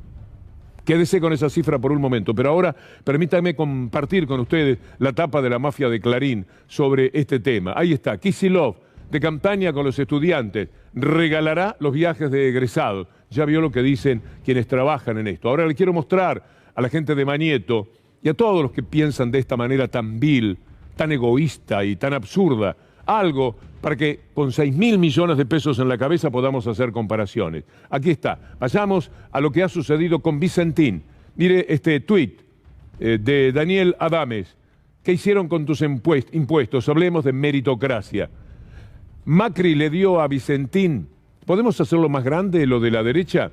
Igual creo que se ve. Macri le dio a Vicentín el equivalente de 100 años de planes sociales. a Vicentín. 23.000 millones de pesos, 4 veces. Clarín, lo que le dan a los pibes para que puedan hacer su viaje de egresados. No seas tan malo, no seas tan diabólico. Onganía le dio gratis a Vicentín las hectáreas de Santa Fe que hoy ocupa. Martínez de Hoz le dio gratis a Vicentín el puerto sobre el río Paraná. Y Cavallo le dio a Vicentín la estatización de su deuda privada, que ahora pagamos todos. ¿Se da cuenta? Hay que tomar medidas. Hay que ayudar a la gente después de la pandemia, si no, ¿cuándo? Y hay que ayudar al que lo está necesitando. Lo necesitan los más vulnerables, los pibes. Pero lo necesitan también los sectores medios, esos que están un poco extrañados. Hasta el 2015 vivieron la mejor etapa de la vida de los argentinos, por lo menos que conocen estas generaciones. De 2015 a 2019, la vida les fue arruinada por el neoliberalismo. ¿Hay alguna duda? ¿Por qué reaccionaron como lo hicieron en la elección del 2019? Porque no se podía más y lo hicieron sin pandemia, sin esta pandemia maldita que se nos vino encima en este tiempo. Mire usted lo que ha pasado con el previaje, derecho para la gente, derecho a viajar, para cualquier persona que esté más o menos con un sueldo decoroso, se abren las puertas de este viaje. Pongamos la noticia, no la demoremos. Boom turístico por el fin de semana largo. Se gastaron casi 18.000 millones. De ahí la alegría del ministro Lamens. No es para menos, no es para menos. Tenemos cifras y lo vamos a comunicar seguramente mañana de que está el mejor fin de semana de los últimos 10 años. Sí, a la Cámara de Empresarios de Mar del Plata que es el mejor fin de semana de los últimos 8 años y nosotros tenemos niveles de ocupación entre 90 y 100 en todos los destinos de la Argentina. Es impresionante. Ayer me escribía la ministra de San Juan y me decía, Matías, es impresionante lo que está pasando, no solo en las localidades turísticas, por la gran cantidad de turistas que viajaron por todo el país. Tanto la oposición mediática juega, mire de qué manera. Vamos a ver esto que publicó el diario de los Aguiar en el día de hoy. Demagogia laboral, desaliento empresarial. Ya vieron ustedes cómo estaban de desalentados los empresarios que celebraban, por ejemplo, la medida del gobierno de la provincia de Buenos Aires. La generación de trabajo en la Argentina no se logrará con declaraciones voluntaristas ni desconociendo los excesivos costos de la legislación laboral. Siempre van por ese lado. Van a decir cualquier cosa. Como señala, bueno, hablábamos recién de la provincia de Buenos Aires, escuchemos a su gobernador. Creo que de cara a esta campaña electoral, donde además Macri se animó a decir, bueno, si pierde el gobierno se tiene que ir, Vidal se animó a decir que iban a buscar tomar la presidencia de la Cámara, de diputados nacional, que habitualmente se le da al oficialismo. Nosotros lo hicimos en el momento en donde Macri gana la elección por un punto en el balotaje, estoy hablando de 2015, por una decisión política se dejó que presidiera la Cámara Monzó, alguien del oficialismo, aunque no le daban los números. Votamos a favor por un tema institucional. Pero las instituciones les importa 3 velines. Creo que esa doble vara. Ya han dicho que yo decodifico que si ellos obtienen de nuevo un resultado favorable, van a apostar a que sea ingobernable la Argentina. Recién recordaba de épocas notables del cine italiano, C'eravamo tanto amati, nos habíamos amado tanto. También los monstruos y los nuevos monstruos. ¿Se acuerda, por ejemplo, aquel Gassman que iba cruzando la calle entre los autos y le rezongaba, le decía de todo a quienes iban al volante? Camina, cruza, se sube a su auto y empieza a decirle de todo a los peatones que cruzaban delante de los autos como él lo había hecho antes. Aquel ciudadano perfecto de los monstruos, ¿se acuerda? Que va a entrar a su casa y ve que matan a alguien. Y mira, entra a su casa, le sirven la cena y cuando le sirven la cena le preguntan ¿alguna novedad? No, todo en orden. Porque para ellos, para esos monstruos, la vida tiene connotaciones que felizmente no se dan para las inmensas mayorías, estimo. Mire usted los nuevos monstruos que vamos a presentarle a continuación. Verdaderos monstruos. Monstruos en su sensibilidad. Monstruos en su capacidad para mentir. Monstruos de cinismo. Monstruos de la mentira. Verdaderos nuevos monstruos. Vamos a empezar por María Eugenia Vidal, que dice que la vicepresidenta de la República es un engendro y nos deja preguntando, y entonces María Eugenia, ¿qué es usted? Ellos deben resolver su propia gobernabilidad y cómo van a llevar adelante el país en los próximos 2 años en el estado catastrófico en el que está hoy, mucho peor que en diciembre de 2019, con la gente sintiendo que el futuro es una pared y que no hay horizonte. Y con 7 de cada 10 jóvenes, hoy veía una encuesta diciendo que se quieren ir. Eso es lo que pasa cuando no hay con este engendro de vicepresidenta que es presidenta y presidente que no preside, en un país que necesita un gobierno que sepa qué rumbo y qué camino tomar.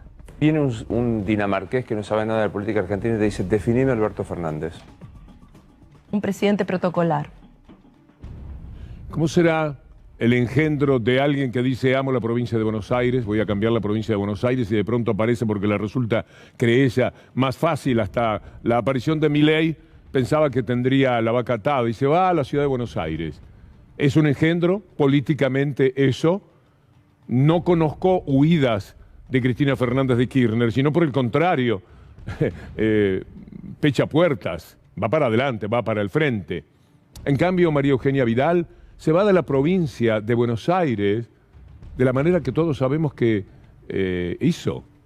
Había dicho que amaba la provincia, le encantaba comprar en los boliches de barrio de la provincia. Pero ahora ama la ciudad de Buenos Aires y lo que le da mucho placer son los lugares de barrio de la ciudad de Buenos Aires.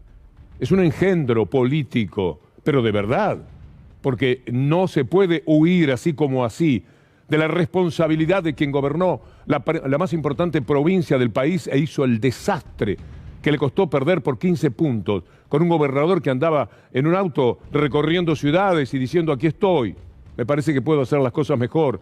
No se sabía si era así, pero sí se sabía el desastre, el engendro que había hecho María Eugenia Vidal con la provincia. Y este otro engendro, este otro monstruo, ven ustedes a una mujer hablando de que el problema de la violencia de las mujeres existe porque después le dan platita. Es decir, la pegan, la castigan, la tienen al borde de la muerte, pero después el marido le da unos pesos y con eso se arregla todo. Usa este monstruo de la política, para hablar del gobierno, comparar al gobierno con un hombre golpeador. Vamos a poner un ejemplo cotidiano. Vamos a poner un ejemplo cotidiano. Si un marido golpea a la mujer todos los días, le dice no valés, no servís, sos terrible, no valen nada, no sirven para nada, y después que la golpea le dice pero te doy platita, así te compras un anillo, el que querés. Un día la mujer lo acepta y se reconcilia. Otro día dice me están usando. Otro día dice me están humillando. Otro día dice me están aniquilando en mi dignidad de persona. Esto es lo que sienten hoy los pobres en toda la nación. Nuevos monstruos. Mire este señor, al que no conozco demasiado, su apellido en italiano se dice Chiquero, y él está abogando claramente por el voto calificado. Estas cosas pasan en la Argentina, por supuesto, pasan en TN, pasan en La Nación más Macri, pasan en lugares donde la invitación se hace siempre y cuando sepamos que detrás hay un proyecto de monstruo. Se les ha acabado el relato, no hay más relato. Hay gente pobre que no lo votó. Y ahí está mi ex jefe, Diego Santilli, porque bueno, ahora está haciendo en la provincia la campaña, ¿no? El señor vicejefe. Sí. Y está él junto con Facundo Manes, yo lo digo a veces en muchos lugares, le ganó la gente pobre. No es que lo vota la gente que tiene cultura, pero los que no lo votaron, Luis, son los pobres.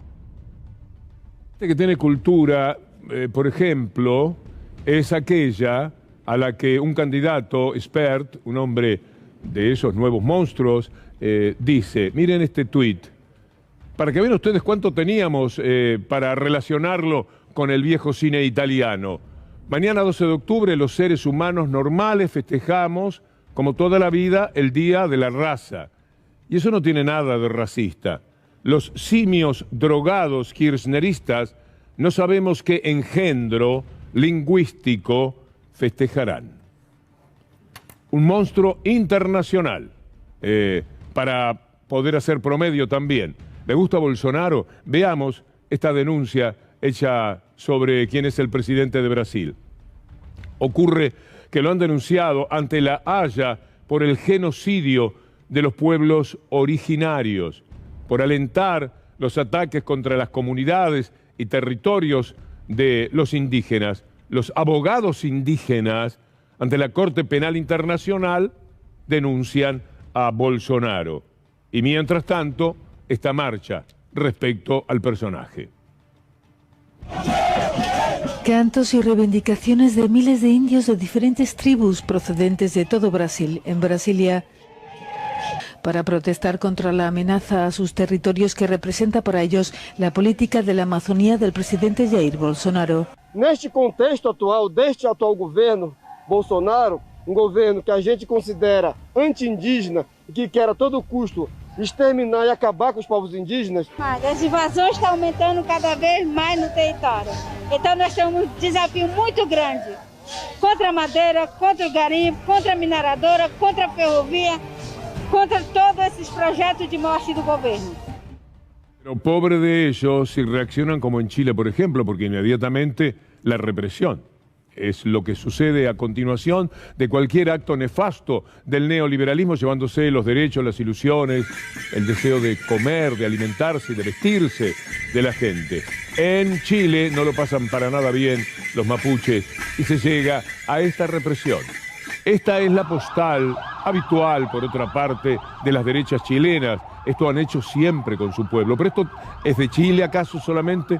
¿Vamos a cometer la injusticia de imaginar que esto es así cuando hemos visto en la Argentina de años recientes represiones con estos mismos tanques, con esos mismos chorros de agua, hasta contra jubilados en el puente Pueyrredón, contra personas con discapacidad a las que apartaban mandándolas al piso con sus muletas o en sus sillas de rueda?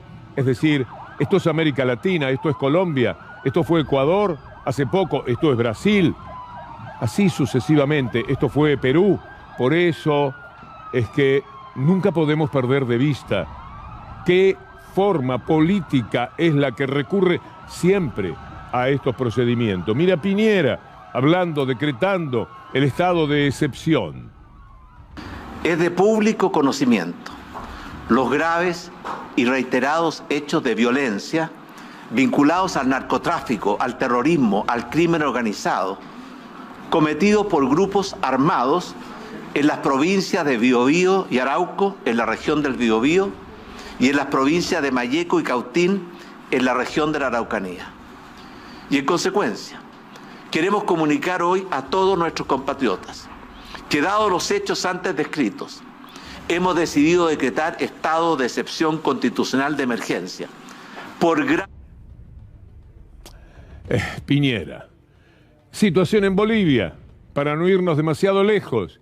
Arce, su presidente, denunciando el intento nuevamente de un golpe de Estado. Los sectores de la derecha que van a la calle, que van a tratar de deteriorar ese gobierno, o horadar todo lo que se pueda hacer. Después del golpe de Estado, después de tener que reconocer el triunfo del pueblo boliviano en las urnas, igual el deseo golpista. Lo denuncia el presidente Arce de esta manera. La conspiración antidemocrática no ha sido definitivamente derrotada con las elecciones del año pasado. Vuelve a alzar la cabeza promoviendo disturbios y la desunión entre bolivianas y bolivianos para crear... Pero es 12 de octubre y nosotros queremos hacer un recorrido con tres posiciones bien distintas. Una que habla de la dignidad que como humanos nos merecemos, otro que habla de la estupidez humana, representado en forma notable por Aznar, que no es un actor, será un actor de la política, pero no es un artista que está haciendo de imbécil, sino que lo es. Y luego, un presidente compungido, porque alguna vez, hoy 12 de octubre, vale la pena recordarlo, alguna vez se le dijo que no a los colonialismos, y eso le provocó un dolor en su corazón. Vamos a empezar por la dignidad del presidente de México. Envié ya una carta al rey de España y otra carta al Papa para que se haga un relato de agravios y se pida perdón a los pueblos originarios. Primero deseamos ofrecerles perdón. Y no tienen ni siquiera la delicadeza de responderla. La filtran y empiezan los ataques, burlándose de nuestra propuesta. Que por qué tenían ellos que pedir perdón, con mucha arrogancia. Les faltó humildad. Se olvidan de que el poder es humildad. A ese hombre y a su presencia allí en Teotihuacán, un lugar sagrado de la historia azteca, le responde Aznar. Aznar fue el miserable presidente español, golpista contra Chávez en el 2002, por su manera de estar de rodillas ante el poder imperial de los Estados Unidos. Aznar acompañó la guerra de Irak, que asesinó a 1 millón de personas, con el cuento de que había armas en donde no había ni cuchillos de madera. Ese es Aznar, para que ustedes tengan idea de quién es el que le responde al presidente López Obrador. No voy a engrosar las filas de los que piden perdón. No lo voy a hacer. Por defender la historia de España con sus claros y con sus oscuros, con sus aciertos y con sus errores, yo estoy dispuesto a sentirme muy orgulloso, pero no voy a pedir perdón. Y ahora me cambia usted toda la cosa y dice usted que España tiene que pedir perdón. ¿Y usted cómo se llama? Yo me llamo Andrés Manuel López Obrador. O sea, Andrés por parte de los aztecas, Manuel por parte de los mayas, López. Eso es, vamos, es una mezcla. Incas. Azteca, y Obrador de Santander, para mayor hombre, es que si no hubiesen pasado algunas cosas, perdone, usted no estaría ahí. Hemos tenido el digno, el idiota, y ahora tenemos el súbdito, para ser suaves, porque es de acá, el que les vamos a presentar pidiéndole disculpas a los reyes de España. Tratando de pensar y sentir lo que sentirían ellos en ese momento. Claramente deberían tener angustia de tomar la decisión, querido rey, de separarse de España. Hoy cumpliría, para terminar este tramo y charlar nada menos que con Mempo Giardinelli, qué gusto nos vamos a dar. Hoy cumpliría 86 años Luciano Pavarotti, uno de los nombres más ilustres de la historia de la humanidad. Los artistas son parte esencial de la historia de la humanidad. Y un día, en 1999, si mal no recuerdo, se juntó con Mercedes Sosa y cantaron en la ciudad de Buenos Aires. Los dejo con eso para evocar a Pavarotti, que hoy cumpliría 86, y me voy a nuestra mesa de trabajo a conversar con Mempo Giardinelli.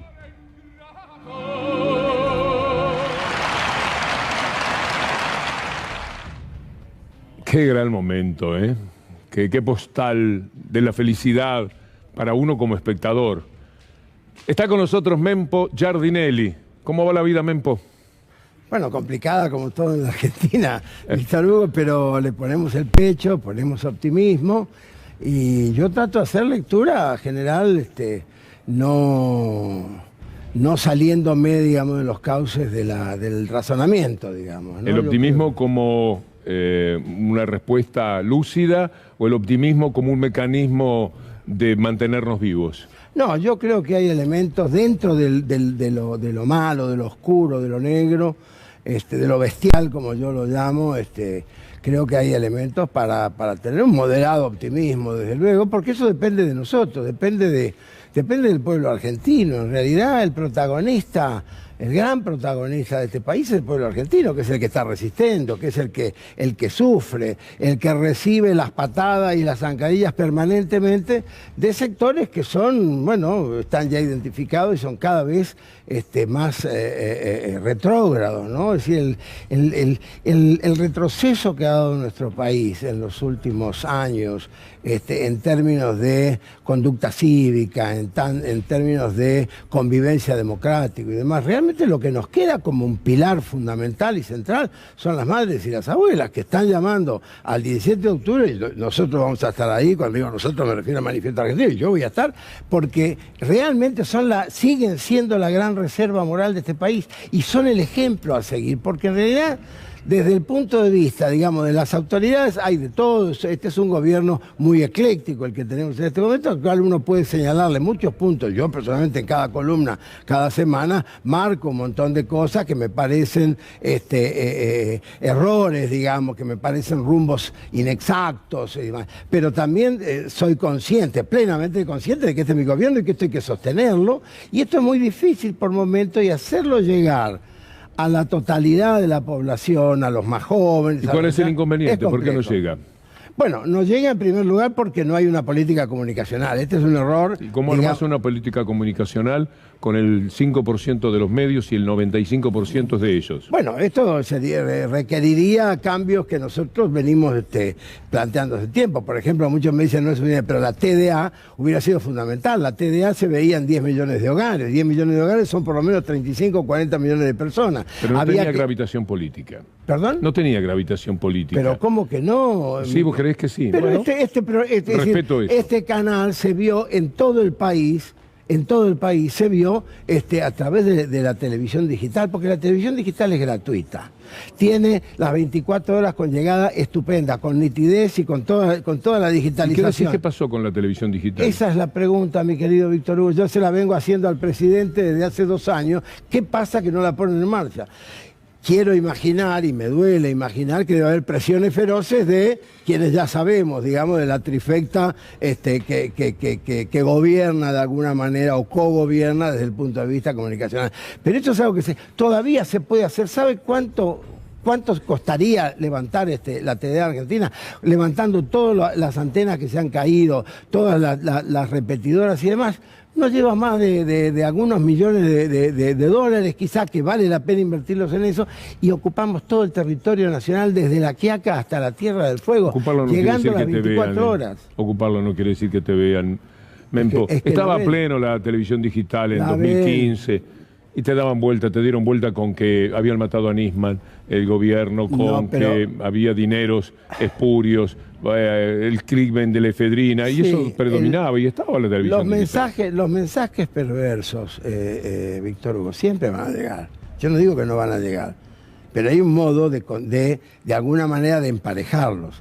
Y cuando uno tiene un 90 y pico % de monopolio, tiene que enfrentarle un arma importante. La TDA ha sido un arma importante. Yo viajo mucho por el interior del país y lo hablo. Y la gente echa de menos y me pregunta a mí, ¿y por qué no voy? Yo tengo ahí todo el retransmisor y no veo nada. O veo 2 canales tontos, pero han sido borrados. Ahí hay todo diría yo, una directriz que yo ignoro, pero que evidentemente ha existido y que desdichadamente el gobierno no ha salido a enfrentar esto, quizá por indecisión política. Bueno, a los 2 meses, más que indecisión fue falta de poder político, quizás. Pensé que a los 2 meses estaba con la pandemia, luchando con un enemigo invisible, un fantasma También atroz. Con la pandemia pudo ser importantísimo.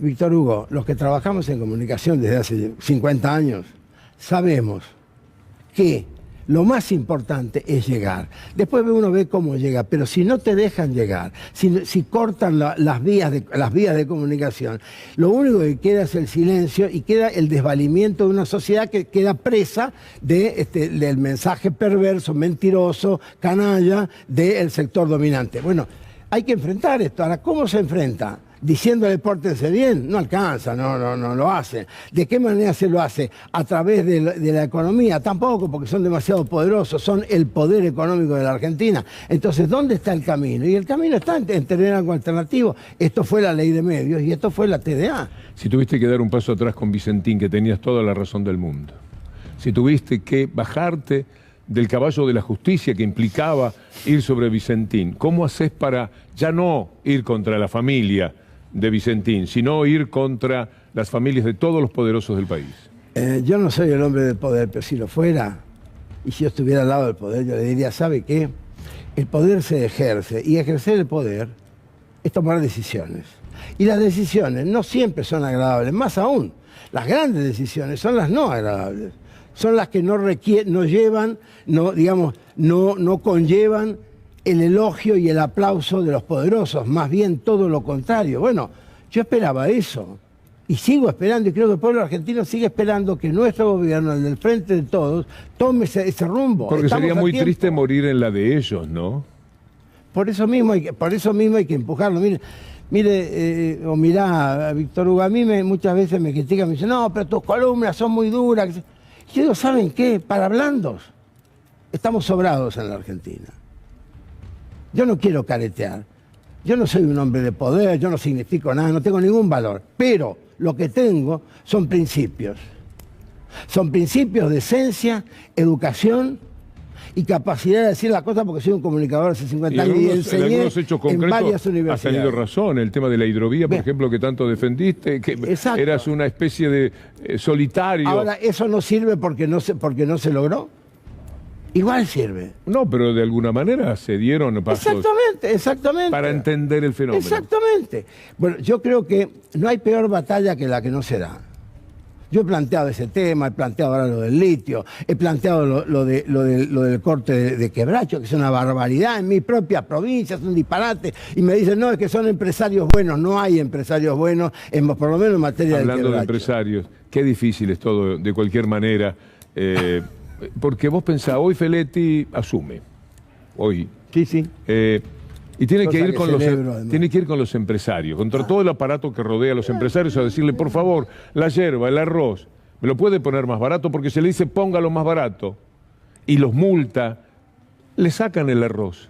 Y no hay arroz. Mañana, la semana que viene, tenés desabastecimiento.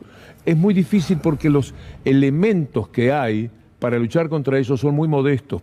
¿Y entonces qué hacemos? ¿Nos entregamos? Hay que crear esos elementos. Bueno, para la creación de esos elementos de resistencia, lo primero que hay que hacer es tener la idea de resistencia. En segundo lugar, hay que germinar la decisión de resistencia. ¿Qué le pedís a Alberto Fernández así de una? Por favor, presidente, ¿qué?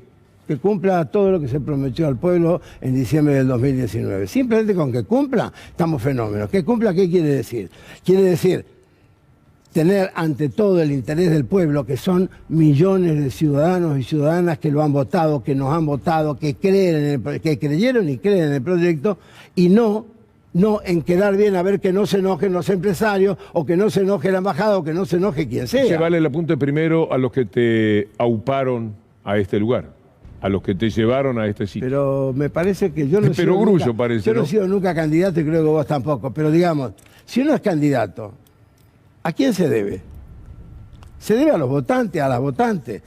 Se debe al voto. También vos podés pensar. Y al voto hay que respetarlo cumpliendo También vos podés pensar. Yo le quiero dar a la gente lo que está esperando, pero lo tengo que hacer bien, porque si lo hago mal, termino no dándole nada a la gente que lo está esperando. Si yo me largo directamente al indulto a los presos políticos, que nos duele cada uno de ellos en el corazón, empezando por Milagro. Si yo hago eso, me devoran el gobierno. Estás tocando un tema central, lo de Milagro Sala, y te agradezco que lo toques. Lo de Milagro Sala ya es insostenible. No hay argumento ni jurídico, ni político, ni económico, ni moral, ni siquiera el miedo a la respuesta del poder verdadero que existe en Argentina. Milagro Sala tiene un solo camino acá, y lo que hay que hacer es una sola cosa, es un decreto de necesidad de urgencia, de amnistía, y que quede libre mañana a la mañana. ¿Es jurídicamente viable? ¿Lo tenés chequeado eso? Estoy convencido de que sí, Además creo que el pueblo argentino va a sostener eso. ¿Qué van a hacer? ¿Qué va a ser lo contrario? ¿Qué se va a independizar Jujuy, como se quiere independizar Mendoza, como se quiere independizar Santa Cruz de la Sierra en Bolivia? Es un disparate esto. ¿Qué van a hacer? A ver, ¿qué van a hacer? ¿Cómo van a impedir esto? Si es una orden presidencial. Pero el presidente tiene muchos más poderes que los que está usando. Esta es mi opinión. No soy un constitucionalista, pero estoy muy metido en el tema.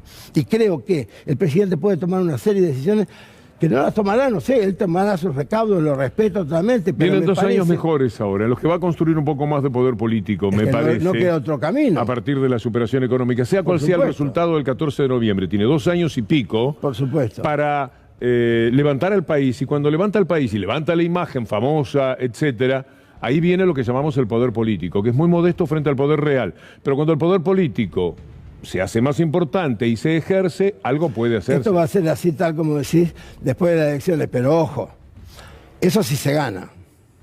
Y si no se gana, también va a haber que hacerlo. Y va a ser mucho más costoso, pero no va a quedar otro camino. Porque, a ver, la bestia, yo llamo la bestia o la bestia negra, digamos, todo este delirio fascista, violento, autoritario. En realidad, yo no sé si van a respetar el resultado electoral, si es desdoroso para ellos, como yo creo que va a ser. Y ahí estamos en un problema muy serio, muy, muy serio. Yo estoy en problema serio ahora porque estoy desobedeciendo el pedido de un momento de publicidad. ¿Me lo permitís? Y seguimos enseguida con Mempo Giardinelli. Ya venimos. Seguí así. Te tomo esa cámara. Estamos ordenando, me dice Mempo, ¿yo estoy bien así? Digo, sí, te tomo esa cámara, te tomo sin ningún problema. Esa sonrisa que no tiene nada que ver con lo que pasa en el mundo, me parece, Mempo. Bueno, yo trato de forzar mi propio optimismo. Trato de pensar que en el paneo que vos hiciste hace un rato sobre la situación violenta del mundo, yo pensaba, viéndola, que bueno, que estaba muy bueno presentarlo, porque de alguna manera, en primer lugar, vemos que no estamos solos. No somos los únicos que estamos atravesando esto. En segundo lugar, vemos que hay una preocupación mayoritaria, incluso en otros pueblos, lo que vos pasabas de otros países en los cuales los pueblos no están entregados a esos discursos malévolos, mentirosos, criminales en el fondo, porque es una violencia criminal, son nazis, son fascistas, realmente son capaces de cualquier cosa y van a ser capaces. Entonces hay que frenar. ¿Cómo lo frenamos? Los tenemos que frenar con serenidad, con discurso diferente, tenemos que y con cierta frialdad para seguir trabajando con los pueblos, porque nosotros sí trabajamos con los pueblos. Yo me encuentro me encuentro mucho, yo me encuentro con un empresario cada 3 años, pero me encuentro con la gente de la calle, me encuentro todos los días. Yo creo que ese es un factor en el cual a veces hay que explicarle, porque viene mal informado el amigo, la amiga, la compañera, el compañero, pero hay un espacio en el cual se puede trabajar. Evitando la violencia de ser posible, Mempo, porque me parece que violencia contra violencia ellos nos ganan. Son violentos como profesionales, son como jugadores de primera cuando hablamos de violencia. Bueno, el punto 1 de la salida, no solo de la Argentina, sino del mundo, el punto 1 es democracia y paz. Ese es el punto 1. Democracia, decisivo, la única esperanza. Y paz, porque además la paz es lo que más los irrita. Fíjate vos que siempre en la telebasura, como la llamo yo, siempre en la telebasura hay provocadores. Por eso yo a veces pienso con algunos colegas, amigos o gente que yo respeto, diputados, diputadas, le digo, ¿para qué vas? Te van a provocar. Y vos, en el fondo hay un sentimiento como de superioridad. No, yo voy a saber de valor. No vas a saber o no vas a poder porque te van a cortar cuando ellos quieran. ¿Sabes qué ejercicio hay que hacer cotidianamente para dispararle un poco a la provocación? Claro. Porque en eso ellos se divierten mucho. Claro. Le sale bien la provocación. A mí me han invitado a cantidad de programas y no voy. María Eugenia Vidal trató de engendro a Cristina Fernández de Kirchner. ¿Qué hace? La deja pasar, porque si le responde, si le quiere responder, ¿qué tiene que decir? Bueno, Cristina la sabe lunga en este terreno, y bien que hace, por supuesto. Pero ellos saben sacarte de quicio, ¿eh? Saben mover... Saben sacarte de quicio, no digo que sea imposible, pero saben sacarte si vos entras en el terreno de ellos. No hay que entrar en ese terreno. Dentro de lo posible. No hay que entrar en ese terreno. Es decir, te provocan, déjalo pasar. Hay que hacer la Verónica como hacen los torinos. Sí. Eso hay que hacer. Pasa el toro, que siga de largo el toro. Fíjate que ellos lloran por temas tan baladíes y mientras tanto hacen daño en cada título, en cada zócalo. Son malos en serio, ¿no? Son profesionales de la maldad, claro. Son grandes jugadores de eso. Nos queda un minuto. Son inteligentes, sí. Ya lo veo a Gustavo Silvestre con todo pronto para su gran programa. Mempo, me dio mucho gusto. También para mí, te ratito. agradezco mucho estos minutos. No se viene en lo humano, porque estemos de acuerdo o no puedo leer todo lo que escribís y demás. A mí lo que me importa es esa tibieza que viene de una persona tan confiable, tan querida. Preferiría que la llames calidez. Gracias, Mempo. Muchas gracias. Amigos, está Gustavo Silvestre ya con todo listo para empezar minuto 1. Nosotros los invitamos para mañana, si Dios quiere, acá a las 6, acá estamos. Hasta entonces.